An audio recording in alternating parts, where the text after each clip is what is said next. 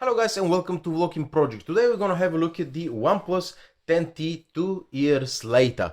Is it worth buying and what are the pros and cons of this phone, what I like and what I don't like about it, and finally, is it worth the money? So without further ado, let's get it on.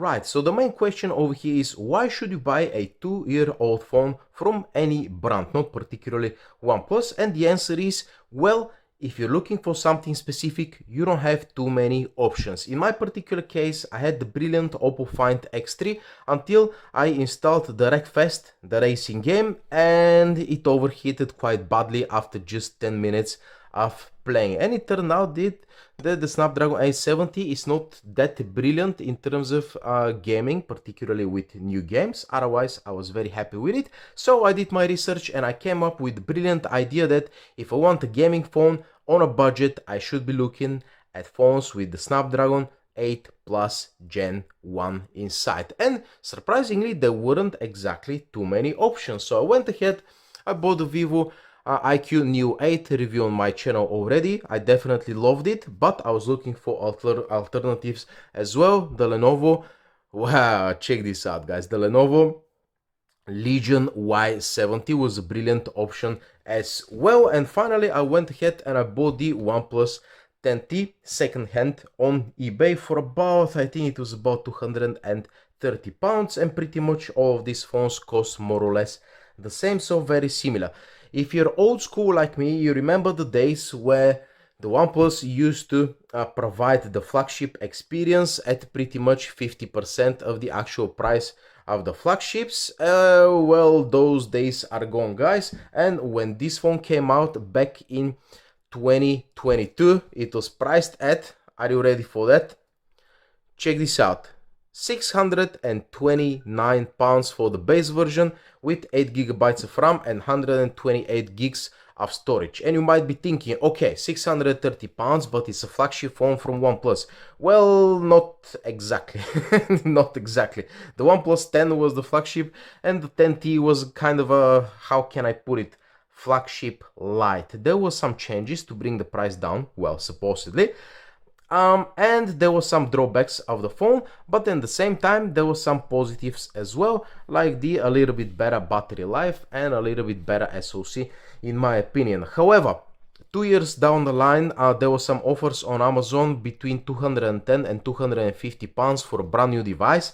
That's an excellent price for this phone, but again, you can buy the two of those phones for pretty much the same price, about 250 to 60 brand new.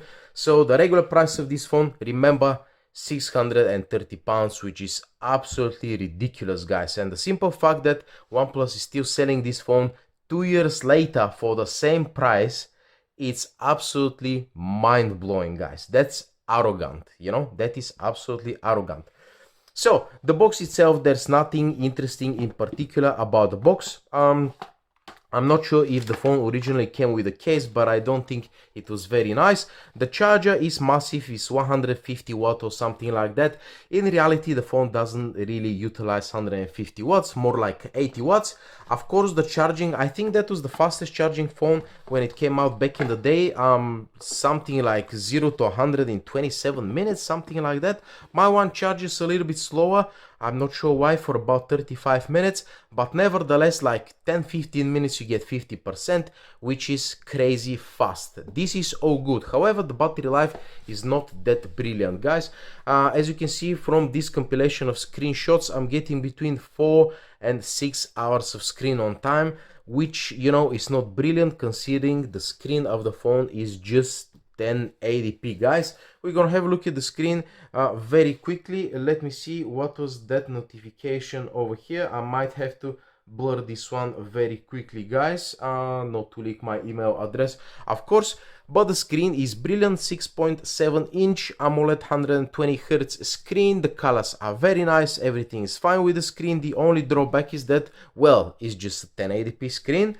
And the other thing is that it's not very bright guys. It definitely gets the job done if you're not in a very sunny country like the UK for example, but you know, usually I'm keeping the phone like this much brightness, you know, inside the house, which is definitely not good, and it affects the battery life. So outside, the only saving grace is auto mode to get a little bit of a boost. But guys, the display is not very bright. That is my point. Now, moving on, we're gonna move on relatively quickly in this video. In terms of audio, there is no 3.5mm jack or a dongle in the box, which is a shame. However, the speaker setup, dual stereo speakers, are brilliant, guys. The speakers are very nice, very nicely balanced.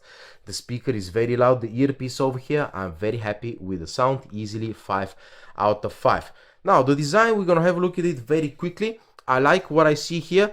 There's some bits of a scratchy, you know, let's see if my phone will focus a little bit. Yeah, so that's a scratchy glass over here, and it really stands out, guys. Although it's black, it's still a very nice, you know, to the touch and everything. But don't forget, glass is glass, and glass can break. So I can definitely recommend slapping one of these bad boys from AliExpress. Have a look, guys. That's a carbon case with a different pattern over here. It was like £6 or something like this, surprisingly cheap. And AliExpress recently have upped their game with the delivery times under 2 weeks. So why not? But for the time being, you know, the design is fine. I like it. The one thing that I don't like actually on this device is that the power button is on the right hand side over here, and the volume buttons are on the left hand side over here, guys. And the amount of times I'm trying to reduce the volume and I press the power button is unbelievable. Now you have some fingerprints over here because I have a screen protector. Let me see if I can clean it off the carpet like that quickly. No, but give me a second.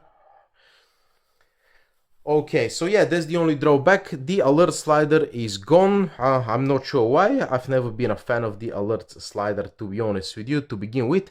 But nevertheless, guys, so design-wise, I can't complain. The only thing is that the frame kind of feels like plastic a little bit. It's not very premium. I guess it's because of the paint job. But anyway, design-wise, I like the phone. Now, performance-wise, as I said, Snapdragon 8 Plus Gen 1, 8 gigs of RAM, 128 gigs of storage. You're not gonna have a problem with that, guys. I never really had to reload any application. The phone behaved very well. And you have Oxygen OS on board, Android 14. You have 2 major updates. It continues to get, you know, security updates. So overall, the performance is absolutely phenomenal, guys. And in terms of throttling and everything, there's the 3D mark, as you can see. I always run the extreme benchmark, and over here the throttling kicks in at about the 13-minute, so you have solid 13 minutes without any throttling, guys. And even after that, don't forget the screen is 1080p, so the phone compensates for that, and you're not getting any lag, and it doesn't get too hot either. So performance wise, this is a gaming device, guys. But of course, it takes a hit on the battery, as I already mentioned earlier. Now, what other thing we should talk about? The software, as I said, you're gonna have absolutely no issues. It's very nice. You know, quite a lot of extras. You have, by the way, if you don't follow me on TikTok, well, you definitely should. But yeah, I have absolutely no issues with the software. I don't have to install any Nova launchers or anything like that. I like, look at that, they stylized the, you know, well, with the OnePlus, this one is red over here. The first digit, I like what I see. I don't need anything else. You have absolutely everything. You're getting all of the notifications on time, and everything runs fine with the background. So pretty much, what else should we talk about? Security. The face unlock is pretty much instantaneous. Check this out, guys. Boom. And you have rise to wake as well.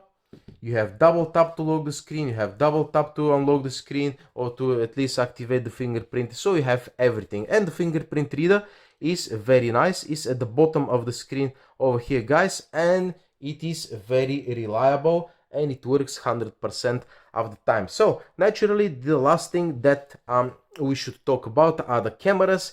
And if you read the reviews, if you watch the videos, some people are not particularly happy about the cameras. I'm not 100% happy as well, and I'm gonna tell you why. So at the front we have a 16 megapixel main camera, and I'm not sure if it's the screen protector. I seriously doubt, but the photos are not very good, guys. They're a little bit soft. the autofocus, well, there's no proper autofocus, this is a fixed focus, but I can never really get the distance right, and my face is not 100% on focus, guys, and it's just a not very good front facing camera, which is absolutely surprising for me. The only saving grace is very solid 1080p video from the front facing camera with excellent, really excellent stabilization. Let's have a look at the quick sample over here, guys. Hello guys, you're right, testing the front facing camera of the OnePlus 10T, 1080p maximum resolution with 30 fps, stabilization is on, so let's see how it works. Alright.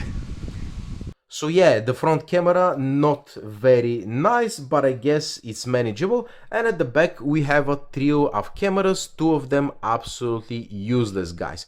So we have a Sony sensor as a main camera, 50 megapixel, and that is a flagship camera, guys. I took a bunch of photos with these phones.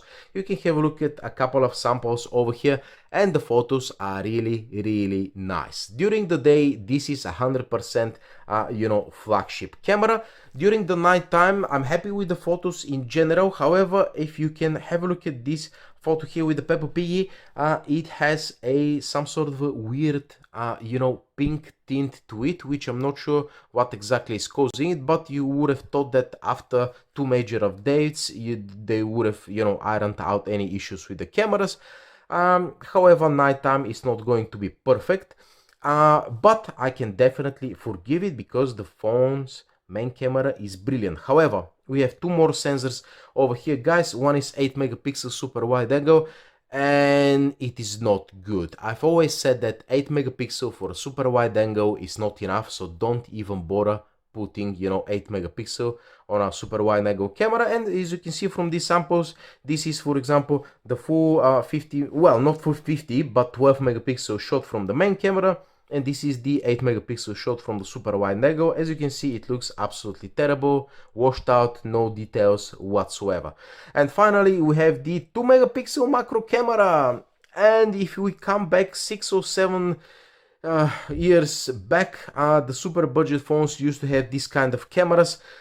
And let me tell you guys that 2 megapixel, first of all, is absolutely useless, and second of all, you're better off taking photos with the 2 times zoom with the main camera. As you can see from these two photos, the first photo over here was taken with the 2 megapixel you know, macro camera, and the second photo was taken with the, well, the zoom of the main camera, and as you can see is better. So just for the sake of design, you know, they've put these crappy cameras over here, guys, which I don't particularly like, to be honest with you. So overall, it is true that the phone has some sacrifices in the camera department. You're not getting the full you know, camera experience you're getting with, let's say, the Oppo brand, but of course, you know, having a look at the second-hand market, you can actually get a proper Oppo camera for the same price of this phone.